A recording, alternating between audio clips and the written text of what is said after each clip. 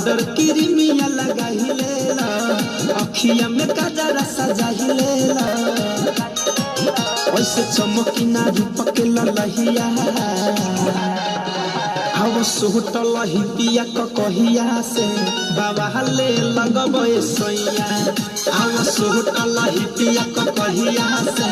बाबा हले लगबे सैया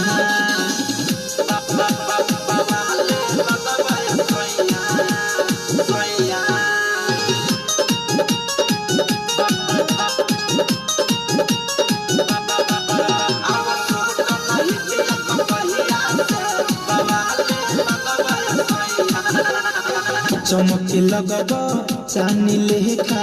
केहू पर जाई पीका हो आवहे में सट पजरिया कदी खाला एगो टीका हो ए चमके लगब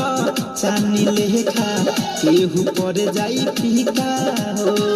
आवहे में सट पजरिया कदी खाला एगो टीका हो गावे बहली में होई बरहिया आव सोहटल हिपिया कहिया से बाबा हले लगबे सैया आव सोहटल हिपिया कहिया से बाबा